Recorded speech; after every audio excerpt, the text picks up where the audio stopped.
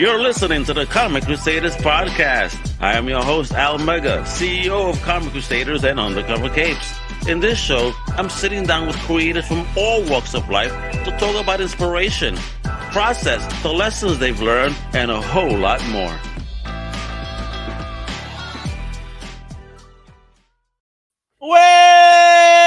What up, mi gente? Happy Friday, happy pre-4th of July up in this mother, because today we're going to party hard, baby. We got an amazing CEO, but we also got my partner that's going to be co-piloting with me today. He is the co-host of the No Price Podcast. He is also a co-host on what you're going to be able to see tonight at midnight. It's Drunken Chat, son. The one, the only, the ultimate investment person, whether it's stocks or comics, the one, the only, Chitlins Green. Épale, time to open abrir las botellas. Hey, salud, mi hermano. How you doing? Hey, every time there's something in my hand that's cold and wet, I'm all good. You know what I mean? Hey, man, this is not Adam's show. You got to keep that a little bit on the side there. Yeah. How you doing, my brother? You good? Man, look, there's been a lot. This has been a really good month, a month for buying. So as long as you got the bread and freaking got the patience to sit through some of the stuff, you are going to be in a good position, man. And I can't wait to see this next host, because he was talking about some of his stuff earlier, and I actually took a look at it. Man, it's got some huge potential. So freaking let's bring you're that not lying man about on, because, man. Homie over here. He's done things with cards. Now he got price charting. I mean, and when it comes to price charting, what's dope about this? It's cards, it's gaming, it's comics. Yes. I mean, homies, and you know what's even crazier? It's free, folks. Shit, it's free. Oh my God. So let me bring up the CEO, the founder of PriceCharting.com, the one, the only JJ Hendricks. Wepa, kiddo. Welcome. Hello. Thank you guys for that welcome. How you doing? I'm doing well. I wish I knew to bring a drink. I feel kind of empty-handed here. You telling me that lunchbox above your right shoulder doesn't have a bottle of something in it? That's emergencies only. Crack if needed. Gotcha. Yeah. So, kiddo, thank you so much for hanging out, man. When you guys reached out and I took a look at your website, I was like floored. And then I said, yo, today I had to hit up my big homie and my partner, Lucas over here, Chitlins, aka Chitlins. I'm like, yo, this is right up your alley, man. This is about investment, man. And they're doing some amazing things on this. I can't wait to really dig into it. I want to bring up the website and start showing everything off. But before we get started on showing off all that great stuff, JJ, just a little bit about yourself. Yeah. Like, where you from originally, and what was your first taste of fandom? Yeah, I'm from Denver, Colorado. I live here now, and I was born here. Pretty much lived in this general area most of my life. Had 1 year in Boston for college, and then I'm sorry, you had to deal with the Red Sox fans. I'm so sorry. It was pretty bad. Yankees are more of baby. He knows. Apparently, he knows me, Lucas. Because now I love the guy even more. Forget about it. And then lived 1 year in an RV as we traveled across the country. So you lived in an RV for a year? Yeah. We took the kids and homeschooled and did a big loop across the country into Canada. And what? That's what's up, man. Experience? That's what's up.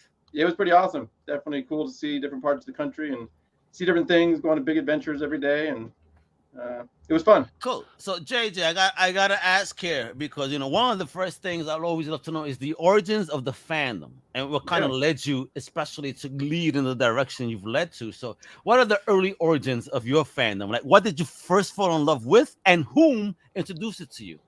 Yeah. So I guess in terms of any sort of fandom, it would be video games. Just growing up as a kid, video games sort of just played whenever I went to my friends' houses. We played. What was your first system? NES was the first system I ever played. Oh my God!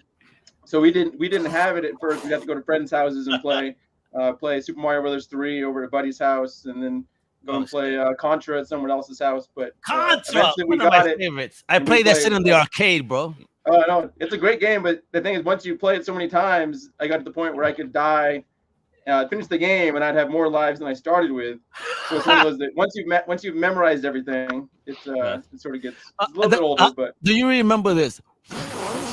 Oh yeah. Got the That doesn't happen and, nowadays. Oh yeah, I think it's one of those things that certain generation just has no idea what we're even talking about. They're just like, what? They just they have games no are idea there. what that blowing is. But Yeah. folks, we used to like when our game didn't work, we would just pull it back out and blow the dust off the chips and then put it back in, and all of a sudden it would work magically.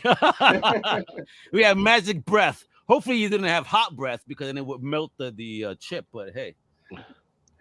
Yeah, but playing NES games was probably the first sort of exposure to. But I got into Super Nintendo and Genesis, and I was a little bit more of a fanboy for the Genesis back in the day, and I definitely played a lot more of that and sort of judged the people who were playing Super Nintendo at the time. But as I've gotten older, I've understood that both had their pros and cons. Yes, I'm a Dreamcast guy. I mean, I love my Nintendo. I mean, I'm from the Atari generation, 8-bit. So, I mean, you know, I've obviously dealt with a lot and to see how amazing it is now. But when I started really getting into it, one of my first systems was the Super Nintendo, and obviously N64 and Dreamcast. And Dreamcast, I think, is one of the most underrated systems ever. And I love to see that even nowadays, there's a shop in New York City that still makes actual CDs for the Dreamcast. Oh, wow. Yeah, I think it had some great games. I remember playing Skies of Arcadia on the Dreamcast for the first time, and sort of blew my mind a little bit about like RPGs, and I'd played just the 8-bit Final Fantasy and stuff up until that point. So that was a great experience. Oh, yes. Spawn, that's a good one. Wow, I didn't know they made a Spawn game out of Dreamcast. Complete, baby. Complete. That's crazy. Oh, I even got the Japanese version of Marvel vs. Capcom. Well, let me ask you something, JJ. Since your geekdom kind of started around video games, did that have any type of bearing on you building your app, your website? Because even more because he's been with sports cards too. That's how it started. Because in the last 2 years, the whole video game, I'm not talking about slabbing video games, has just jumped off crazy, man. So how much bearing did it have on you? So I started price charting with just video games about 15 years ago. I was out of college. I started selling games online on a website. So I was keeping track of what all these games were worth just for my own needs, so I could buy and sell it for the right prices. And then at one point, me and my brother decided maybe other people want this information too. That's so Michael, right? Michael Hendricks? Michael, yep. Big shout out to Big Mike. He's no longer working with the company, but he was definitely a pivotal part of it starting off and getting off on the right foot. But sort of started with video games and made that data public, and people really liked it, and collectors got into it, other retail stores got into it, and then I was still doing price charting half-time with the online retail, and then when I shut that down, I just do price charting full-time. I was able to expand into sports cards and trading cards like Pokemon, and then comic books, and sort of expand into other collectibles that, like Pokemon was the next one because my kids collected Pokemon, and I played the RPGs and stuff as a kid, and we got into Pokemon Go, and it seemed like the next extension, and then it sort of expanded. JJ, I gotta ask, were you beating your kids' butts in the RPGs, giving them life lessons, or were you being a soft daddy? I would definitely make sure they knew that I could beat them if I needed to, but I would be gentle. I love that. Make it fun as well. So yeah, well, I mean, you got to beat them, right? Because the time for saying video games is a kid's thing is over, right? Oh, yeah. Because now you're able to make a lot of money off of some of the old antique video games. The new video games is like a huge thing. And at my local college out here in the mountains, they have a video game league team. Mm-hmm. That's crazy to me. You're telling me kids can get scholarships off of playing video games nowadays, just like football? That's crazy to me, man. Yeah. Well, I figured that the time would come when they can beat me at stuff, so I shouldn't bring that earlier than it needs to be. But they can definitely destroy me at any first-person shooter like Fortnite or any sort of a shooter game. Right. So I can still beat them at any retro sort of a game, but it's already started to happen with a few of the genres. So, you know what? Doesn't that suck? Because I remember when I had my N64, I used to beat my daughter's ass in Mario Kart. I mean, bad. I mean, really bad. Yeah. And then there came the day that she beat my ass like in a very ridiculous way. I was like, yo. And she just looks at me. I've had enough. The Mario Kart's definitely good. It has that the shell is that equalizer, that spiky shell that even you could be dominating, destroying them, and they get that one spiky shell hit. That one shell. It's like, it's totally worth it. I just destroyed Dad. Yeah, absolutely. That's how she went past me. So you guessed a whole strategy. She was begging, like praying to the gods. Let me get the goddamn red spike shell so I could take this MFer out of the way so I could be in the front. And that's what she would wait for, which is funny. And I still got all of those. And I can't really start digging into value on those because your website is dope. I mean, you're covering games, you're covering trading cards and sports cards. And now you're even doing comics. But the cool shit about how you do comics, though, is that we could take a picture of a comic and instantly see it. I mean, yo, talk to me, bro. What are the early origins of price charting and why go that route with pictures and all that? I mean, what kind of really enticed you to show people value and then obviously, you know, build it onto different genres? Yeah, I think that as I had launched it with the video games like 15 years ago, and people started liking it, a lot of collectors initially, and then retail stores asking about different features so they can integrate it into their point of sale system. A lot of independent game stores integrate with price charting and use it like on a daily basis. But as you sort of got lots of traction with that, people then would say, you know what, my store sells trading cards now. Can you guys start pricing that? Or my store, I have a store that sells comics, or I sell on eBay. I also sell a bunch of other collectibles. So was this all locally though, when you was bringing it up locally? No, it was all online sort of stuff. Wow, we keep track of the eBay sales, and all these different stores were, generally speaking, were physical stores. And then they also had some eBay sellers and stuff that definitely do it. But it was sort of all over the country, nationwide, sort of a thing. But as people used it and said they kept track of other collectibles, you know what, I collect video games, but I also have comics, or I do trading cards or sports cards, whatever it happens to be, the people just asking about it. And we then looked into how we can expand, and that Pokemon was the one we did next because my kids played, and I played a lot with the RPGs back in the day.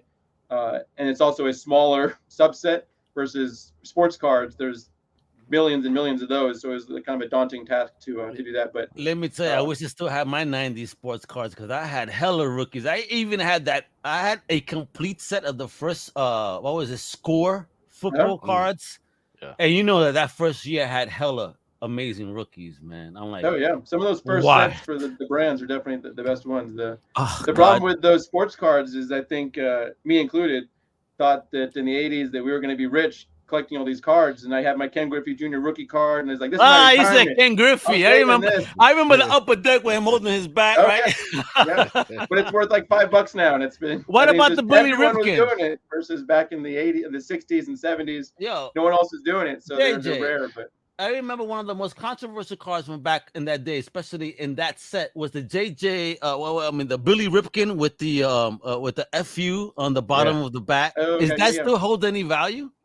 I don't know that specific one. Definitely the ones that have like a reprint because of an error or something was caught like that, like the guy's I don't know, something on the back of the card was wrong or something like that. His uniform had something. Oh no, this guy literally had FU on the bottom of his back. I know you're talking about just those ones that then they sort of fix it later on and like, let's print it again without that on it. Those ones can be valuable. Really? I don't know if that card they did reprint it, but you want to know the most valuable error card that's out there right now? What is it? Oh my God, it's the Star Wars C-3PO penis. What? Is like a penis on the C-3PO? Yes. What? Really? I didn't even know about that. He has a golden werewolf roll. Right, yeah. So they tried to explain it over the years. He has the Midas touch. Hey. Yeah, they say the camera had just caught him, while he was moving, and the metal was kind of falling off, and then it just kind of looks like it. And they're like, no, because just for people out there, they're like, no, there's no way that can happen. No way. There was something with the costume. Yeah. He had a C-3PO condom on, and the same color. How did that make it Lucas, you're blowing my mind. The printing process without even noticing it. They did it on purpose. He was a collector, and he goes, yo, If we let out a few of these, Just you know what a it few was? of those. I think Chitlin was involved in the printing process. Oh man, I was just a glint in my father's huevos when that. Ah, bendito, bro. Yo, Chitlin's let out the force on that one. That's what happened. So before you started price charting, though, you were doing other things, specifically in the sports cards universe. So what I want to really know, especially from an entrepreneur perspective, what really led you to go that narrative, go that way? So so in college I was freshman year. eBay had sort of just started, and I was selling. Decided I'd try and sell some video games. It was like Sega Genesis system. So like I'm gonna try and buy something and sell it on eBay, see if I can make some money. And it turned out that I made a pretty good amount of money reselling it. So then I decided to keep on doing that, and then that worked out pretty well, just selling stuff on eBay. And then decided, you know what, I'm gonna try to make my own website. To sell all the stuff. But it was just sort of a organic, natural thing. I had no business plan or anything set up, but I had a business background. Welcome to the world of entrepreneurs. Yeah. I don't know what the fuck I'm doing, but I'm gonna do it. Yeah, I think it's sort of like just try stuff and keep on working at it and see what hits, see what people like. Like with price charting, we've definitely changed over the years and adjusted things. And anything we have is sort of this mindset of it's not like finalized now. It's always an iteration. Like keep on fixing it, keep on adding new features, keep on improving it. And I think a lot of the time the users, we've gotten to a spot now where people really like what we have, but there's always room to improve and to. What was that learning curve like, though? Because here you are, you're building a website, especially on this investment end. I'm not going to use the S word because Lucas told me don't ever use that word. So I'm not going to use the S word, but when it comes to alternate investments, the other AI, what really led you to that? Why did you feel that was important? I think I didn't really think of it as an investment at the time. I think that like 15 years ago with video games, I thought of it just as like a fun thing to buy and sell and a fun thing to play.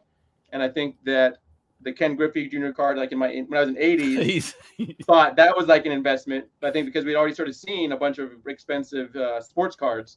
But I think with video games, it was just like, this is just something to play and to use. But I think then as the market has adjusted and changed and people have this nostalgia and get into collecting, I think that I sort of have seen that. But I think the biggest thing is to see that nostalgia effect and that collecting thing doesn't happen for a while. It takes, it's like people who are kids aren't going to be necessarily investing a bunch of money in their games. They just don't have much money to spend. They're buying it just to play. But 20 years later, after college, they get their first job. They have this nostalgia. They got all this money to spend on these action figures and comic books and sports cards. JJ, I'm about to blow your mind. Here goes that specific. I had this card. Look what this person is selling it for. Oh my goodness, yeah. They're on crack.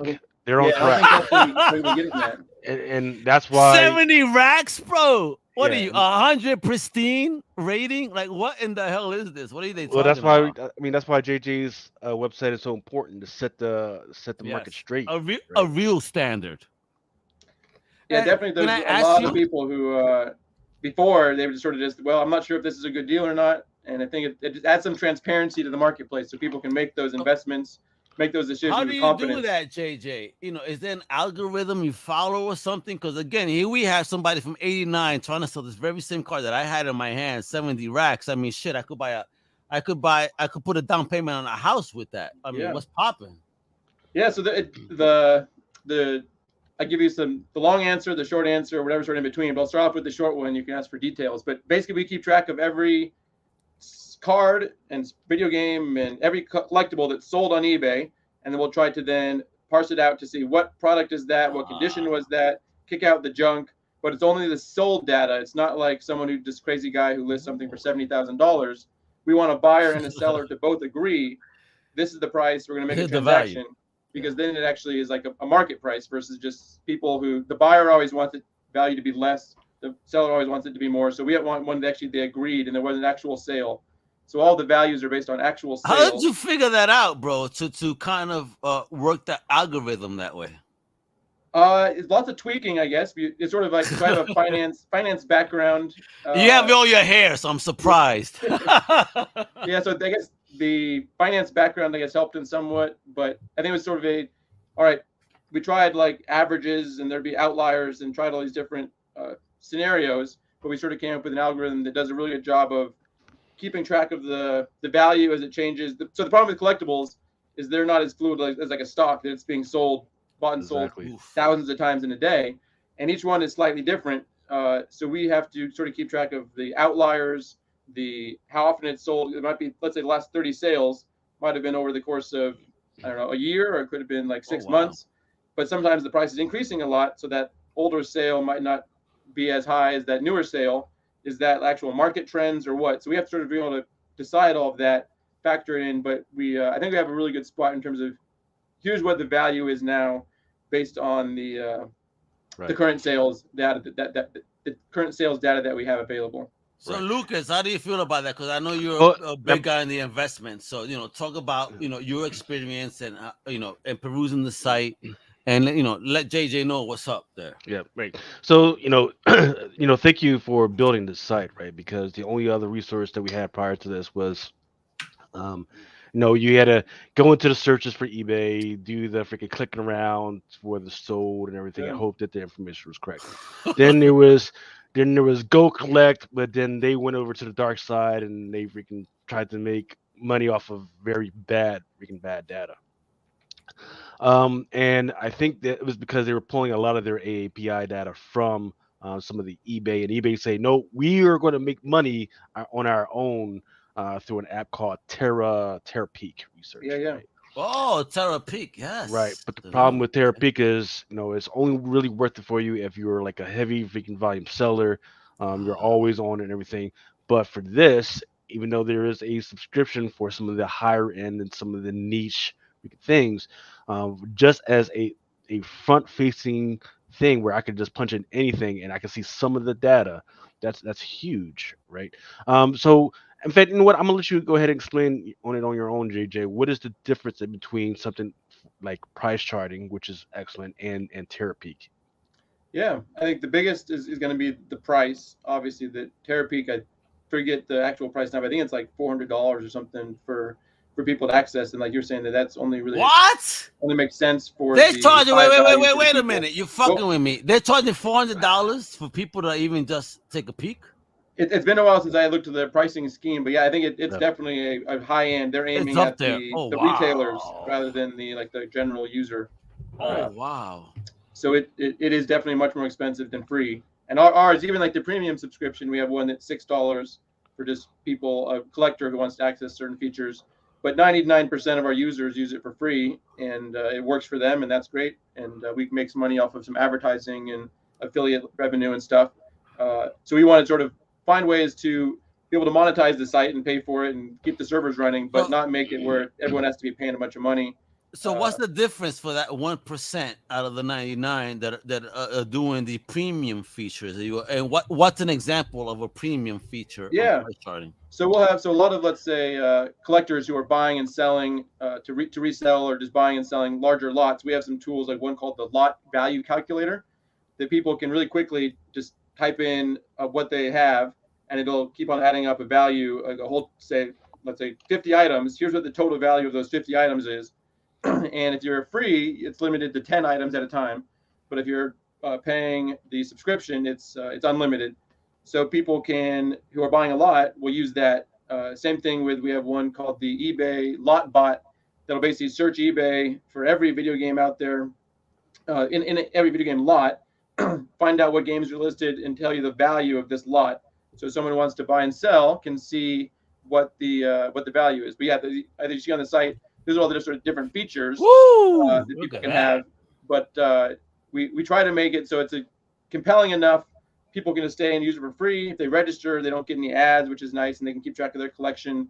But then the collector's features are just sort of extra bonuses for people who are a little bit more hardcore. I mean, for $6 a month, that's so cheap to keep track. I mean, I've seen other platforms, and look at the access you have here. This is awesome. Yeah, and then we have the retail tier is much more focused on people who have like a point of sale system, who are buying and selling a lot, but it's still a lot cheaper. You're talking to Chitlins. He's a retailer. I'm sure he has a question on that one. Well, I mean, if you know what the stuff is, it kind of speaks for itself, right? Whether it be the collection profit cost chart, that's going to be huge, because, and I'm talking about within the $6 range. The lot value calculators, lot value automators, grading, recommendations, I'm gonna have to freaking dig into that and see what that's all about. Yeah, that one's But huge for it's trading cards, sports cards. It'll tell you like, all right, this you have this card ungraded. If you were to get it graded PSA 10, it's worth this dollar amount. But it sort of gives you like some recommendations. Look through your cards, decide which ones might be. You guys are really killing me. grade. You goes PSA. I grew up in the '90s when I was buying all these cards. We really didn't have all that. I remember I knew this Dominican kid when I went to the supermarket in Queens, and he went to a comic book shop that was selling cards, and he was opening up some upper decks, and he found some very rare Jordans at the time. This is how many years ago it was. He was still playing, and the shop was like, "Yo, I'll give you 1,000 right now." And this homie would look at the store owner and be like, "No." I'm like, "What? What?" I'm like, "Yeah, you crazy, Big Tony?" And he goes, "Yo, bro, this is gonna be worth a lot more." And I love that. You know what I mean? Because people know value when they see it, and especially the way you dictate it. So I want to, Lucas, go up a little bit. So we have visitor, registered free, collector $6, retailer $49. So for free, a visitor will get price searches. So I mean, I could get those bad boys on my phone and check what the value of a book is if I'm at a con. Yeah. And I also heard JJ, because this is the shit that turned me on, boy. I heard you could snap a picture of a book and search by photo. Is this true? Yeah. So any comic book or Pokemon card, you can search with the photo. So basically like all these comic books, there's so many different variants, or there's different ones that are super old that it's kind of hard to tell which ones you have right off the bat. So we add where you can basically take a photo of what you have. Our bots will look up to find out, match it up with a product, and then show you, okay, here's what comic book we think it is. It'll show you the top 5 recommendations, because sometimes there's different printings and whatnot. But generally speaking, the top result is the result that actually matches up. So people can, if they're going to a shop, they happen to be in a store at a Comic-Con or whatever it is, they can quickly find out what's this comic worth, and before they make purchase.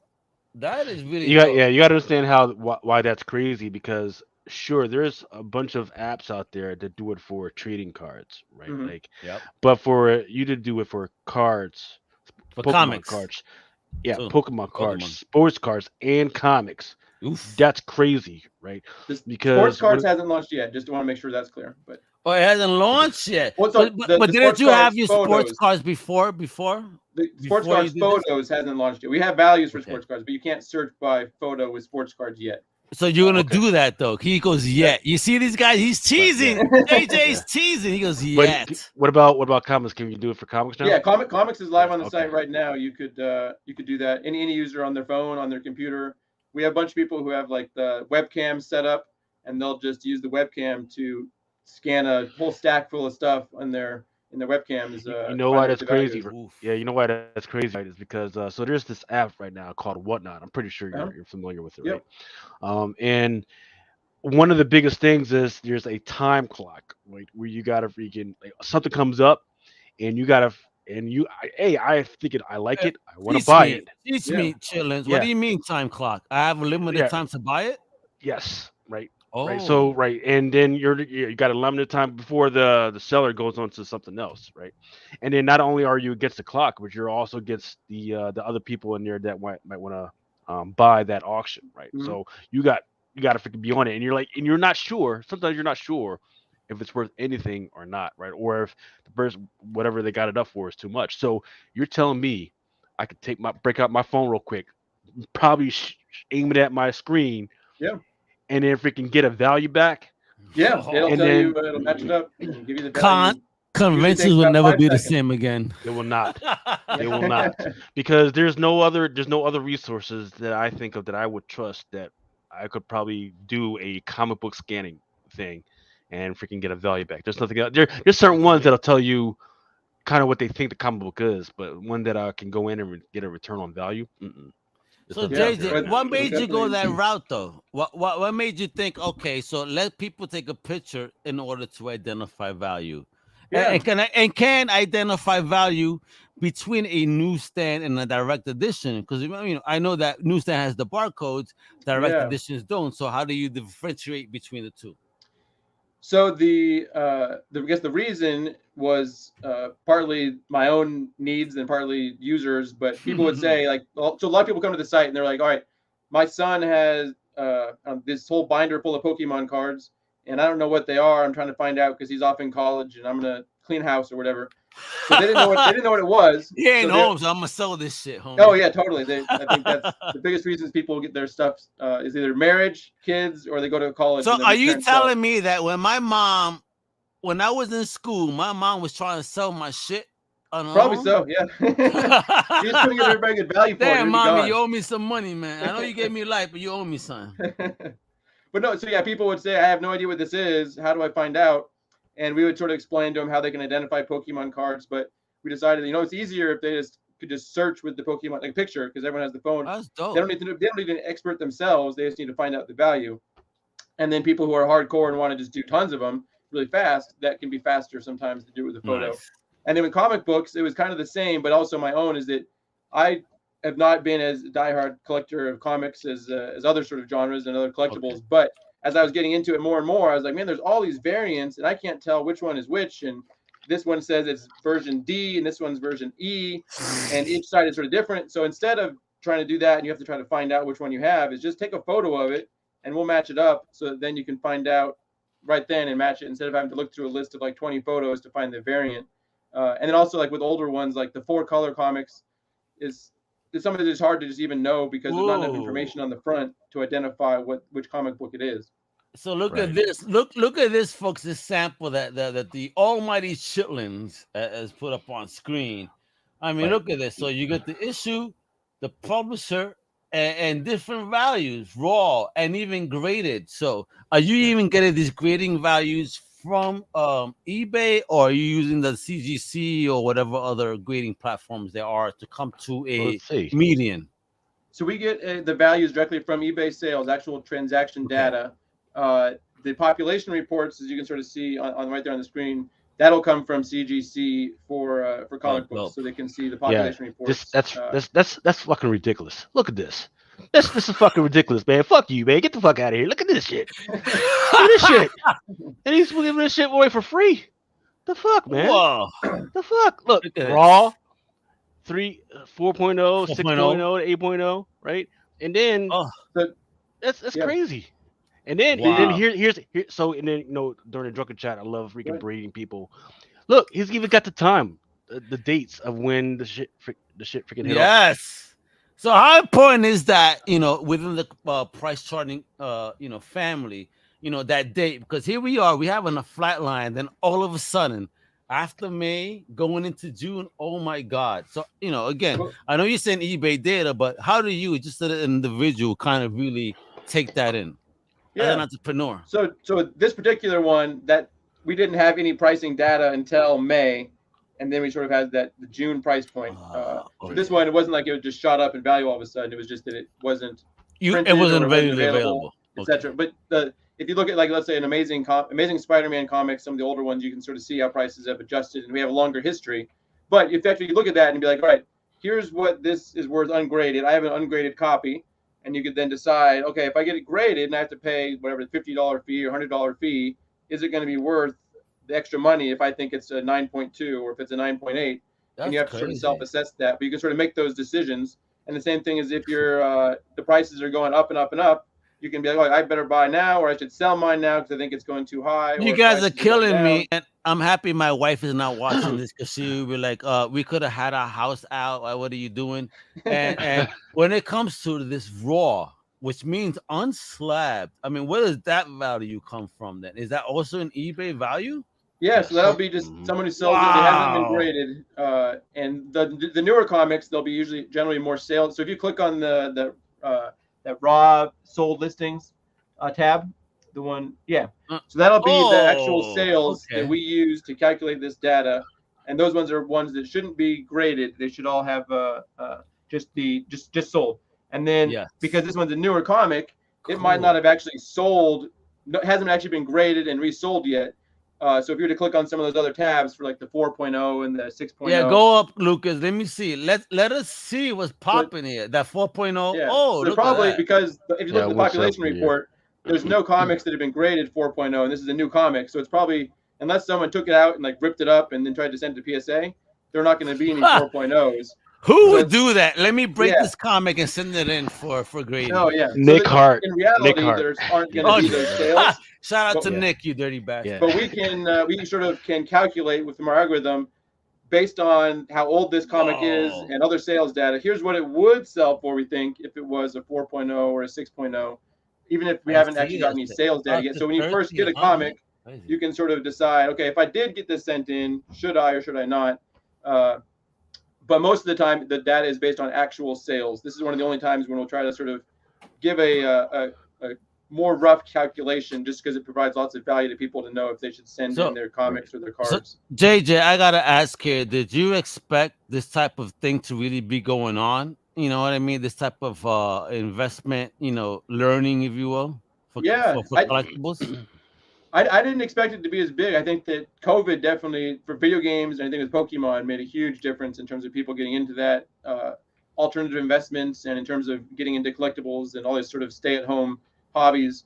I think comics has been at it for a longer time, like Lucas had mentioned, but I think it's just one of those that I think people are looking for other places to spend money, and maybe something that provides more value than just like just an investment, like video games or comics. You sort of have it, you have the story behind it, you can tell people and show it off. Versus like you have this stock and you'd be like, yeah, I own some IBM, but it's not quite as exciting as like, you see, I have Action Comics #1 or something.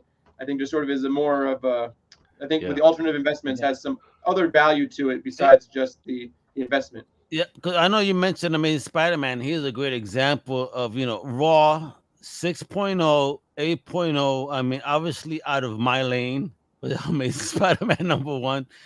But, a Spider-Man even 300, which I had, and I hate seeing these numbers because I'm about to catch a stroke. Somebody catch me, please. But, I mean, look at this. Amazing, yo. I mean, the first Carnage I had, oh, my God. Dodgy. Don't catch a conniption now. But look at this stuff. Crazy, folks. Look at what a beautiful website. And, again, you have access to this at no cost. But obviously, if you want more detail, you spread very little. The cost of a couple of coffees in a week for a month. You know what I mean? Yeah. I mean, uber cheap, but something that you could use when you go to a con. Because I know, JJ, I needed this in my life earlier. I really needed to go to these cons because I'm a good gem picker. Oh, wait a minute. Chillins, put it up closer. No. So what I'm doing is because I was clicking around and it's got that UPC joint, and all of a sudden it's trying to scan the shit out of my freaking comics in my background. So I'm trying to see how it works. Yeah, it's just freaking like it's trying to hone in on that. Oh, look at that Naomi. That's the #1, bro. Yeah, that's the #1. It's although it got canceled by CW. Fuck you, CW, for not believing in minority. At least they gave it a chance, man. But they did though. Shout out to Brian Michael Bendis for creating I'm gonna have to mess around with it later. But it was because I got the Hulk 181 in the back, and I'm trying to hone in on that. But it's too what? Far. Yeah, you got that? Yeah. Oh damn, Lucas. You don't want me to visit your house. Oh, you can come over, but you ain't never gonna leave. Try to leave with the raw shit. Oh shit! Yeah, Lucas says, "Yeah, he's gonna pat me down like he was the feds at the border." You know what I mean? Orderly. Oh, wait a minute, you Puerto Rican bastard! You hold on before you leave my house. I'll pat down my kids too, man. Freaking. Oh damn, but poor kids. Every day before they go to school. Hold up. You got to, man, because kids be trying to bring weird toys and everything to the class, and then so they Jay, get in trouble. You got kids, and did you see your price points trying to sell goodies? Yeah, I have 3 kids, 3 boys Look and a at girl. you, bro. Wherepa? They're super into the Pokemon breaking packs, so they'll go to the store and find packs and open them up, check the website, see if they got any really good stuff. Be honest with me, JJ. Yeah. When they get some real good stuff, do you be like, let me hold this for a second? I'll keep it safe for you guys. No, I have enough of my own sort of good stuff. I don't have to steal theirs, but I definitely get excited. It's not stealing. You're borrowing. You're the parent. You pay for their life, damn it. That's true. You might pay for college. Yo, check this part out, man. Freaking, I'm in the hot Hot comic book section. What is this about? Oh, JJ, talk to us about this hot comics.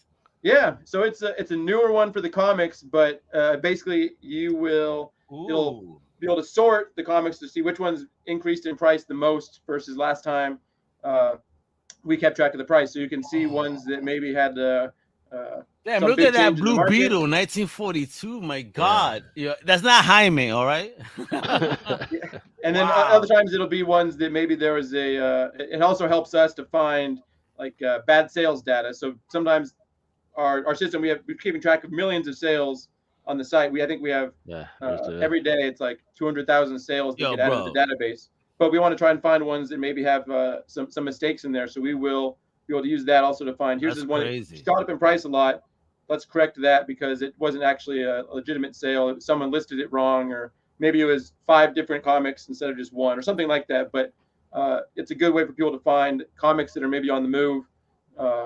JJ, man, I have to ask here, man, because this isn't impossible for one person to do. Do you have a team? And if so, how did you even put them together? And how did you guys work together collaboratively to make this website as awesome as it is? Yeah, so we have 2 people who are like full-time, I guess, with the co-owners and staff, and then I do all the coding stuff at this point, and we have then a team of everyone's remote, a team of people who also help with data entry and data cleaning, stuff like that. So we have some tools in place that, let's say an eBay sale comes through and it's a really, really high price. It'll sort of automatically flag that sale for us to review to make sure, is that legit, or is this like... How do you do that, bro? Look at this guy. This guy is like a technical genius here. So how do you get those flags, in order to make changes accordingly? Yeah, there's sort of a whole host. I can't give away the secret sauce, but effectively... Don't give me the sauce, but just give me some ideas, bro. Basically, is this price really, really far out of the normal? There's certain like words in the title that might give us a clue that it's maybe a suspect sort of listing, things like that. We have like a whole rating system, and then we have people who can look through it, and even users can look through a lot of those and find out, like help us. So let's say they're looking through the sales data and they see this sale is wrong. They can click on a little report link next to it, and that will flag that for admin to review. You're killing me, because look what Lucas is showing us right now. I was garbage pail. Oh yeah, bro. Look at this beard. I'm obviously an '80s kid, so I would get garbage these pail. all I think the it time. has a lot of upside, Lucas. I don't know about you, but it's not quite hit its prime. But there are definitely some big nostalgia. Yeah. Okay, wait, Lucas, I gotta ask you, Lucas, based on his comment, Lucas. You said it hasn't hit its prime. Do you agree? Especially, I agree, because it has, because when I first started out as a retailer, movie in the 80s. Yes, because when I first started out as a retailer, the number one thing that people were asking for, the new Garbage Pail Kid Chrome cards. They wanted the Chrome cards. They wanted the Sapphire kids. So people were all over fire for that stuff. The problem with Topps is they couldn't provide enough product out there. Yeah. And then when you can't provide enough product for it, people just forget about it and they just move on to the next thing. So that's all it is, man. Then look, all Garbage Pail Kids need to do is they need to have that one product. Yes. So they just need that one product, and the fire is going to start all over again, right? Like I'm keeping my eye out on I think it's Dynamite, or no, it might be Behemoth. They've got. I think it was Dynamite. They have a crossover coming up. Yes, Mad Pail.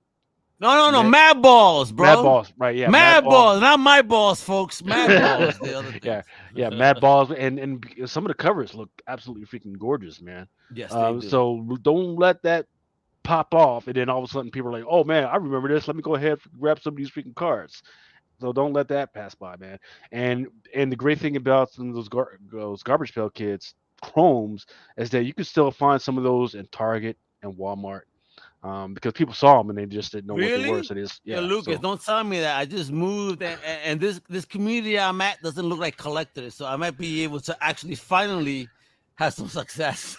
Go to Target, go to Walmart. Always check that little car collectible section. All right, and guys, grab all that stuff up. I want to ask you both. So, what is the ideal time to hit a Target or a Walmart to pick up goodies? in my experience, the morning, if you can get there first thing, has a better chance. But it seems like just randomness works really well too. You just show up a lot, and it happens to have someone just restocked it. But mornings where I've had the most chances, but I've definitely had it happen in the afternoon or just randomly in the evening or something. So Wednesdays. I'm sorry if you see people showing up. This is my family visiting for 4th of July. We're about to start eating burgers and hot dogs and all that shit early. You know, us Latinos, we celebrate fast. You're not gonna have any barbacoa or anything like that, man. Just gonna go straight for the hamburgers and hot dogs. Oh yeah, but no, I have 2 different types of grills, chitlins. I wish you were here, because you could bring the tequila, but I'll feed you some Puerto Rican food. All right, huepa. You're not gonna be saying orale. You're gonna be saying huepa. Well, I'm not. Even you too, JJ. You ever come all to right. Florida, brother? I got you. Message me the address and I'll show up. He's gonna knock in 2 minutes if I send him that address. Don't mess with me. But look, this website absolutely is fire right now. The only thing to fix maybe, or that you guys should maybe think about, is that hot comics joint. Yeah. Add a little filter so that it can be broken down in between Golden Age, Silver Age, and Modern. Okay. And That's then a good idea. That's this is ridiculous, especially when you consider that it's free right now, or elements that are free. Yeah, bro. That free element. JJ, why did you do that, honestly? And first, before you even answer that, just thank you for giving collectors an opportunity to look into the things that they love and not have to pay a fee for at least to know value. Why did you do that? I think it's, I guess one side is just sort of, I think that the data is out there and people should be able to use it and shouldn't have to pay a bunch of money just to access some basic data. Obviously, I want the site to be able to make money and be able to make money doing it, but I don't need to try to, I guess, make people pay a bunch of money just to access the data. Or see, most sites now, it's like, all right, you can search for 5 items and it's limited, and then you have to pay monthly or whatever. I was like, let's make the information as available as possible. And if people like it, they'll keep on coming back, and we'll make some money from the affiliate ads and make money from people who want to subscribe and get extra. And it definitely covers the fees for the hosting, and it covers makes a nice salary for me. So I think I don't need to make as much money as possible off of this to try to. I don't know. I gotta ask you, JJ. I gotta ask you, because above your right shoulder, I'm seeing a lunchbox. Yeah. Are we gonna be getting some lunchbox values too? Because I know that lunchboxes are going nuts too. Really? I've been to some conventions where like people are selling some old school lunchboxes for some crazy money. I'm like, damn, like 18 ones and old school Spider-Man ones, and I mean, not for no $20, we're talking 100 plus. You know what I mean? Oh yeah. Well, yeah, I think that we get people all the time ask about different collectibles like Hot Wheels or coins or action figures. Yeah, bro. I used to be a big collector on Hot Wheels. Oh, and you see my shows behind me. Yeah. So I think it's one that as we've expanded into other collectibles, our technology works really well for all those. And I think that so far it's all been sort of like nerd collectibles, I guess you would say. But I think it could go to any sort of place. We have lots of people who want to do video game memorabilia and posters and. Are we gonna get some toys though? What do you think? Are we gonna get toys value soon or no? I would love to do that. I think the problem with that is just the sheer database size and the what do you call it? Like how to identify each one. The nice thing with all the ones we have so far is it sort of is a little bit more of a finite database of like, here's what this is called. Sports cards is a little bit different, but there's sort of a certain number of items and they have names versus the toys. It seems like it's much more of like a Wild West of like, what do you call this version? And there might be all these different Chewbacca's and all these different Obi-Wan figures, whatever, Teenage Mutant Ninja Turtles, right. But they have different versions of them. So it can be hard. Like Hot Wheels is one that there's all these different variations. And the hard part is if there's not sort of an agreed upon naming convention, it can be really hard when the sellers list it. You don't know what it is initially. So now we're using that photo search to search eBay and identify what the people have. Because some of these people don't know what it is when they're selling it. They don't know which variant comic they have. So we'll actually use that photo search technology to say, okay, even though you didn't use the right name, the photo shows that it's this comic. We can identify it and mix it up with that comic. I gotta ask JJ, how important is naming convention then? So, is that something that needs to be done in order to have kind of a solidified markup or value to it? Well, I think it would help the market a lot with, especially like comics. I've seen that it just seems like when you have a name that says, I don't know, like Red Sonja B, Red Sonja C, Red Sonja D. You have no idea which one that is unless you happen to like have memorized that comic and you're an expert in it. But I think having some sort of like a naming convention that you could just from the name have an idea like, okay, this is going to be Red Sonja Smith, Red and White or something like that. Just as like we tried to do that when we add those to our site is keep that naming short as possible and have it be unique, but identify sort of what it is. Like generally the default is the artist who drew the cover, have that be the name of the variant if possible. Okay. But then if it describes something like, all right, this is like the name of the artist and it's Fortnite is like the sort of series or something like that, a Fortnite theme to it, we'll maybe list that as the name. But most of them, it's really hard to know, and unless you are like deep into that collectible to know what the names are. So I think that would definitely help for people who are just sort of getting into it. There's this huge learning curve to be like, what are these different variants? I don't even know what they're called. Oh yeah, this is F. Okay, I guess everyone just knows this is called F. Right. Well, F is not the F word, folks. Don't you get dirty now. Well, I'll give you some advice, man. If anybody says, "Hey, you need to put store variants in there," you tell them to F off. Why is that? Because a lot of them, because they're not in the diamond system. Okay. They're not in the lunar system, which is the one for DC. A lot of them don't have UPC codes. Right. Ooh, that's good. Yeah, they're just some of them are just made by whatever the artists, right? And they sell them on their site. That is not what we should be considered care about. Like if there's some type of guy out there who loves those, that's fine. But you don't need to be bogging down your site, your beautiful site, with some bull crap that's out there that a retailer decided to do, man. Just stay the course. You're doing freaking great, man. Well, I think I'll say I think that awesome advice. I think that as some of those, we've already added some of those, but it becomes like this, like you have one issue that then has 50 variants, and it's sort of nice you can sort of tone that down. Like, here's the one that actually matter, instead of all those store ones. So this is the this right here, this book right here. This is the previews book. This is the Diamond Previews book, right? Mm-hmm. So the answer, anytime somebody comes up to you and says, "Hey, you need to have this," like, "Hey, was it in this Diamond Previews book?" If not, you tell them to back up, because Diamond can provide you, or if you want, just hit me up and I'll provide you the Excel sheets of all the stuff. Yo, JJ, hit them up. That'd be JJ, awesome. After this show, don't you worry. We're gonna have a green room moment after this, because you definitely gotta share information. Because let me tell you, this is why I have Lucas on the team.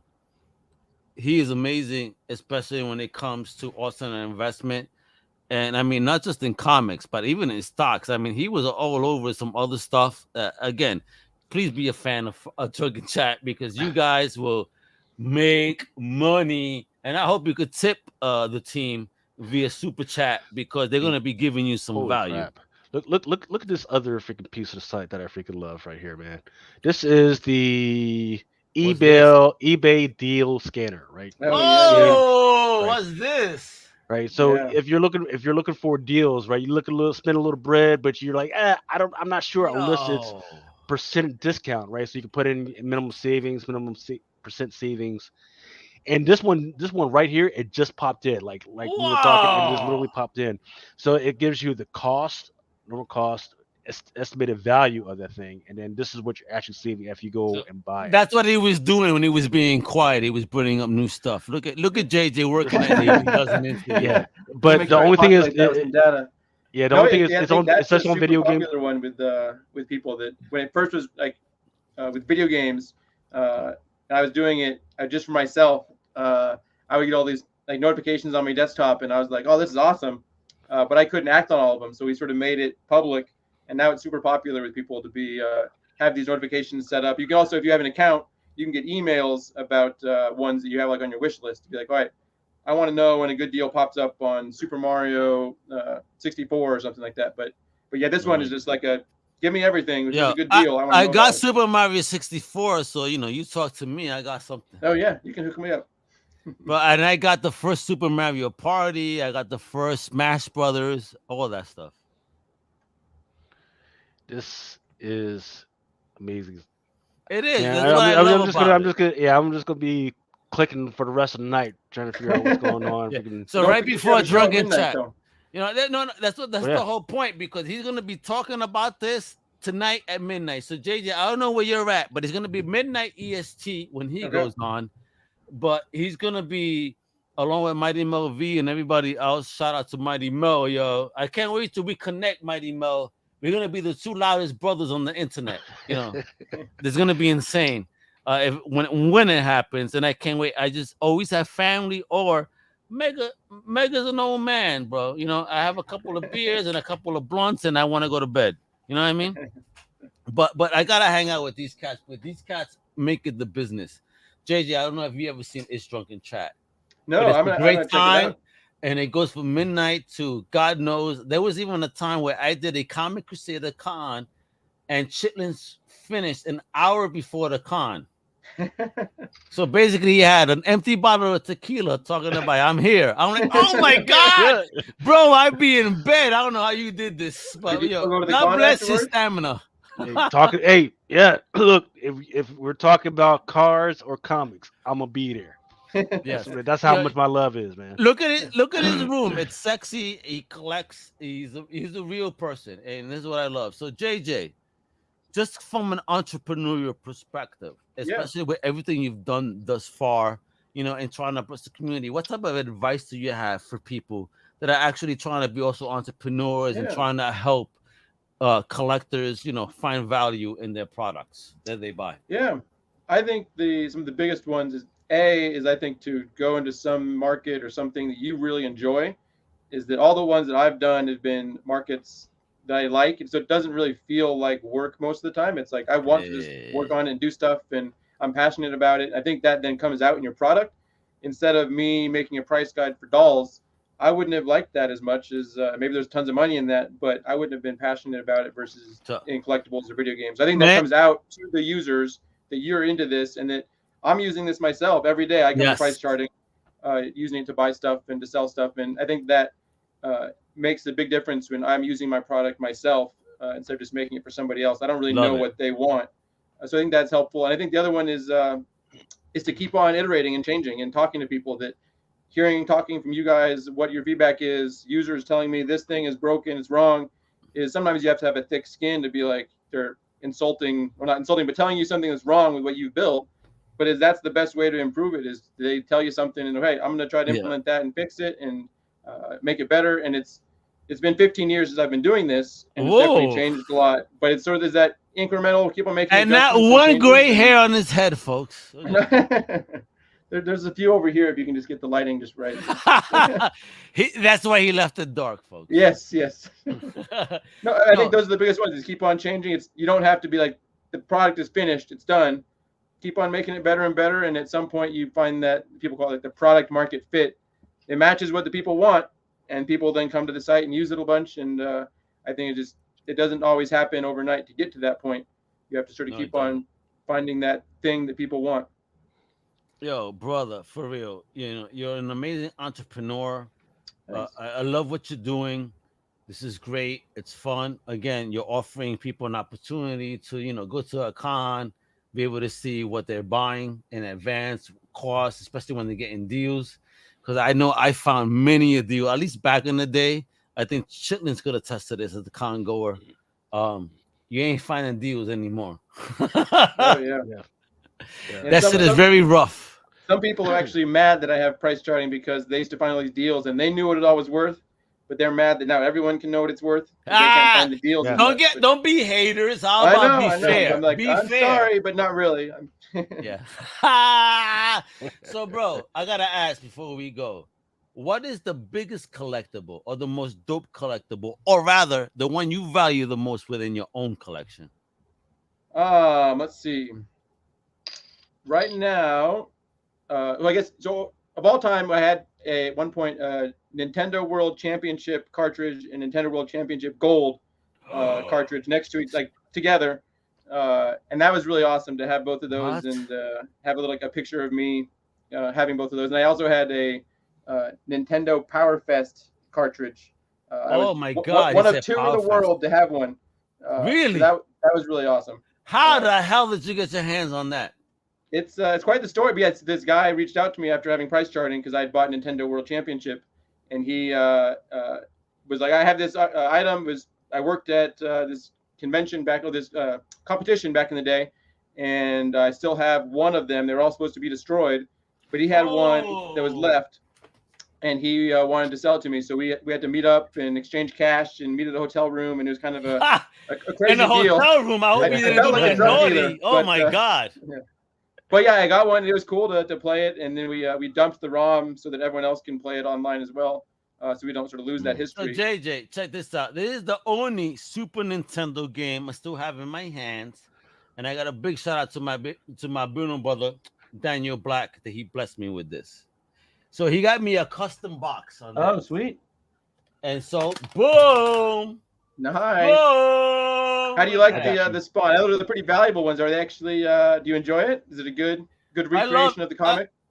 It's fun. And then I also have this. Oh, the Game Boy one. Yes, that's crazy. So I'm only missing the PlayStation versions of Spawn games right now. Sweet. But yeah, when it comes to this, anything Spawn, even McFarlane knows that I've interviewed him a couple of times. I want everything Spawn. That's my dude, son. Yeah. I love it. I think it's awesome when you're collecting to have that focus. Like, here's the thing that I'm into. Yeah, it's the whole world of collectibles. It's nice to be able to like tone down. All right, I'm collecting NES games. I'm collecting Spawn stuff, whatever. Oh yeah, I'm a video game guy. I love video games, especially when it comes to imports. Mm-hmm. So, do you guys on PriceCharting, also manage import games? Especially like we'll Japanese games. Yep, we'll do PAL and Japanese. He goes PAL. Folks, for you guys that don't know, that's like the overseas joint. It won't work on your shit unless you have a PAL version, PAL. Yeah, that goes with movies, games, and everything. That's some real shit. All those European and Australian users who wish their items would work everywhere, but they have their own region. Bro, I had to buy 2 Dreamcasts. When Dreamcast first came out, I first bought the Japanese version. So I have the Japanese version, and I also have the American version. Oh yeah. Well, if you want to play them all, most of those don't get released everywhere. They're starting to have people who translate and release some, but there's still, if you want certain games. So can you tell me, JJ, though, can you agree with me that Dreamcast was one of the most underrated systems to ever come out? I think it was great. I think the thing that did it in was all the bootlegging. People could copy the games so easily that you'd buy them and they were all just fakes. I think Sega wasn't making any money on it, which users loved it. I mean, Dreamcast had the first modem on the game system. Oh yeah, they were definitely, I think, ahead of their time with lots of that stuff. But I think you didn't know that still is? They had the first modem ever for you to be able to go online. I didn't even know what the internet was back then. Oh shit, damn, bro. He's like, he's trying to show off my car, and I say, you mad old son. look, I mean, no, man.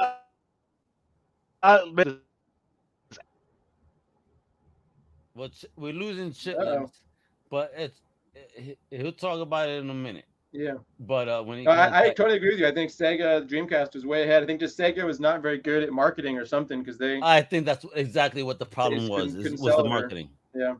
So before you go, I need to ask, what is your favorite game or comic of all time?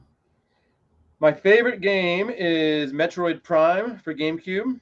I was just super into that when it came out. I played straight on through it, and actually, kind of cool. One of my highlights of my life, I guess, is I got my name in Nintendo Power.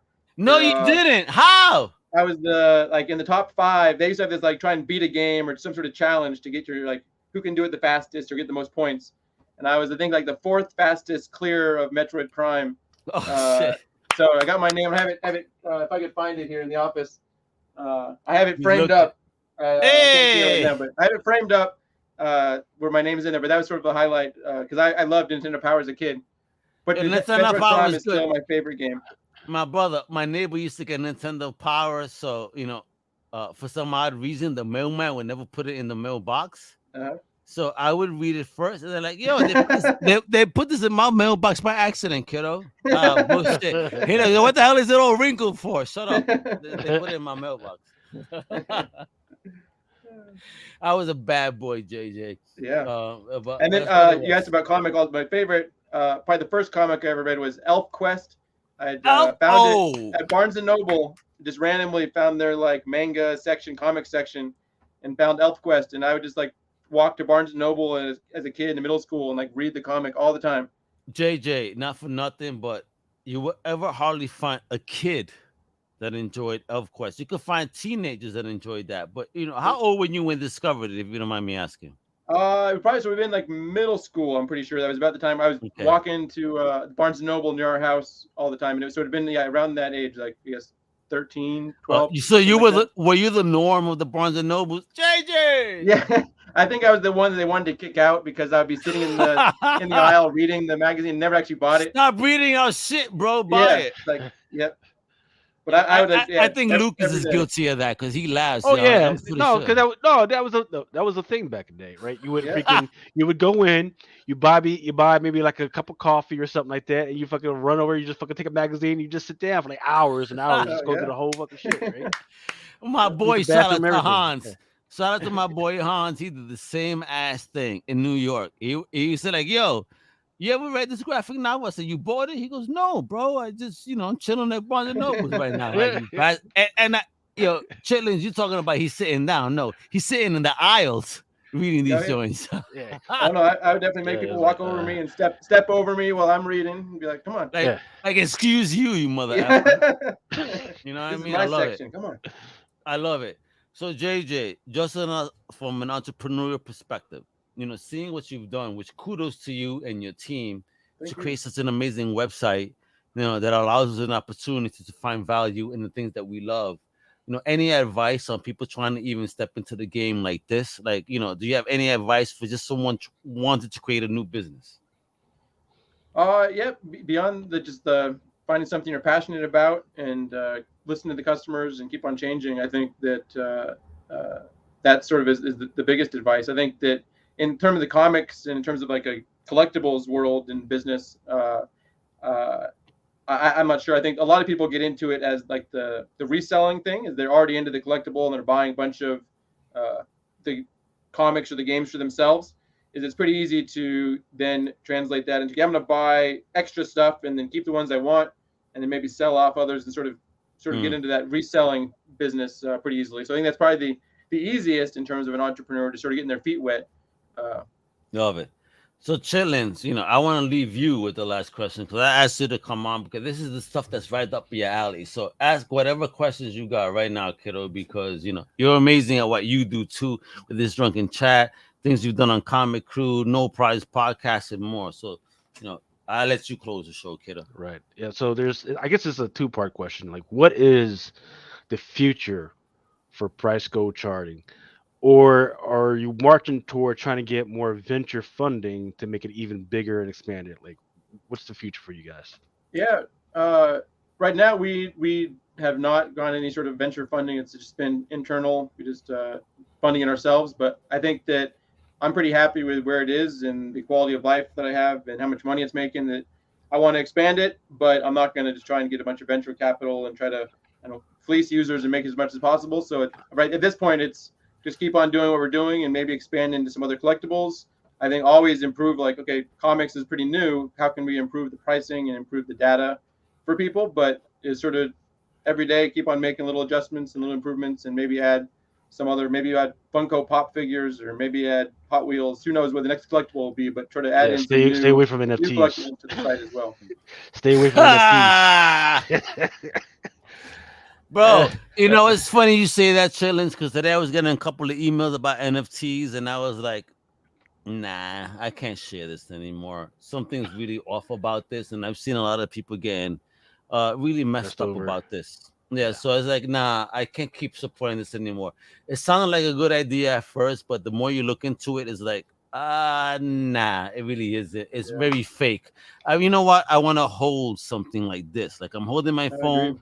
Like I hold the comic book, like look at this beautiful baby right here. Chitlins don't get wet, but I mean, the first George Perez work at Marvel is in this book. I mean, and he passed away, but this is the first appearance of Deadlock. This is the first George Perez too, right here, baby. Is it? Damn. That's awesome. You know what I mean? It is. This is the first. This is why people don't talk about chillins. You need to talk about this tonight. This is the first first Deathlock? George Perez. The first appearance of Deathlock is also the first George Perez work at Marvel. Well, between me and Ultra, we've been pushing that stuff, right? Because all of a sudden, Deathlock has been showing up in a lot of Marvel. Hey man, comic he's books inside with lately. Avengers, man. I love my Conan, and now you got Deathlock going after Conan inside with Conan- Avengers. So Conan. So unfortunately, Marvel That lost version license of to Conan. Yeah, they No, lost. no. Wait. Before you go on, let me Yeah, correct that. The Savage Avengers version of Conan is not the same version of Robert E. Howard's Conan. So therefore, they are allowed to use Conan and Savage, but they can no longer produce anything Conan strictly titled anymore because they're not fitting the narrative of what the Conan stories were. And this is why now Titan Comics has access to Conan, and Ablaze has it via the Sumerian. Right, but nobody's reading Titan comics except for maybe Doctor Who. So you know what though, I think that if they do the route of a Dark Horse Comics and how they did the Conan, which is actually in a very straightforward storytelling that had no skips, it was like, okay, because Robert E. Howard, he would go between the past, present, and future. Dark Horse presented it as straightforward. This is the line. If Titan follows that route, I think they would be successful. I understand you chitlins. It's a UK brand. To hit in the States is going to be hard, even if they have a big title like a Conan, behind them. It may be difficult to navigate, but if they have great creative teams, I think they could find some great success. Right. In my opinion. Well, I mean, it could be interesting, right? So, people aren't tracking the fact what's going on with Doctor Who. Doctor Who. Yeah, the current director of Doctor Who, he had signed on for like a 5 or 6 year deal, and he's saying, "Hey, I'm gonna do this for you guys, but at the end of that, I get to take the production of it to any other studio that I want. You'll still get BBC, you'll still get a license, but I want to take it to anywhere I want." So he's trying to move it slowly over to this. I forget the name of the new one, and that'll be great. Right, he can make a bigger budget. We can Doctor Who with people like this past season was ridiculously and freaking stupid. Like you have people that were supposed to be like Rosa Parks and Martin Luther King and Malcolm X, and they look nothing like them, right? So that means that they need some fun. Martin Luther King apparently look like me. I'm like, oh yeah. Like what Martin Luther Mega? Yeah. I was like, what are they doing? And as soon as Martin Luther King said orderly, I was like, oh no. I was like, oh. Oh my god, we had a Mexican king, bro. Don't fuck with me, bro. I gotta watch this episode. Yeah, man. Like Rosa Parks looked like she was a Cuban. I don't know what was going on. What? Yeah, man. She don't say orderly. She be like, what's that word? Oh my god, they have a certain word that they use all the time because I have Cuban family, and it cracks me up because we're often the Caribbean. Right. So but the main point is when you get to like if that goes along the thing, because that director also has a lot of input in the comics. If you were bringing Conan over to Titan, we could see more Conan stuff in Amigo. Like he said, oh, you're playing with Conan over there. Well, give me some of that, and let's talk and let's play. And that's what was happening before when a lot of the movie production companies could borrow a lot of money for very, very cheap. But now, even Netflix was kicking a lot of people out and firing a lot of people because they just ran out of a lot of venture capital. So it freaking sucks, man. But we'll see what's going on with all that. Excellent, man. And that's what we got to do with that. So JJ, let me thank you again. Because I know you're a busy man, that got so much stuff ahead of him. But before we go, I really can't see the lunchbox. I'm like addicted on this lunchbox. What is that? Mario Brothers, or is that the Mario Brothers? It is. Oh, look at that! The Nintendo Power. How cool Zelda is that, yo? Bring that up on screen again. Where we at? There we go. Oh man, dope. Yeah, did you get that as a kiddo? No, someone when I was buying like a bunch of game lots from people, someone just threw it in there for free. which is awesome. Oh, really? Yeah, I bought a bunch of, I think it was Super Nintendo games, and this one was thrown in there. Look at that, Yeah. folks. I wasn't Total as cool collectible. as a kid. I did not have. I would not have had a cool lunchbox like that. Awesome. Making me want to go play Super Mario right now, man. And Chitlins, I suggest you do that while Al Mega picks up some weed. So with that, JJ, thank you so much. I appreciate your time. I appreciate what you're doing with the website. This is amazing. Chitlins, do you have any other questions before we go? No, that's it, man. Freaking, I'm going to click around a little bit more, then maybe we can get up with you in the next couple of weeks, man, to keep talking about on this drunken chat, because they need to see what you're doing. But these are the people that love this type of stuff. So with that, and talking about this drunken chat, everybody tune in tonight at midnight. You're gonna see not just Chitlins, but Mighty Mel V and the rest of the crew. Like awesome putting sauce. you on to some greatness. Blind Adam. Hopefully he's bits. Yes, sir. He's stressed. Let's go with that. But of course, please check out everything comiccrusaders.com, undercovercapes.com. Follow us on the socials.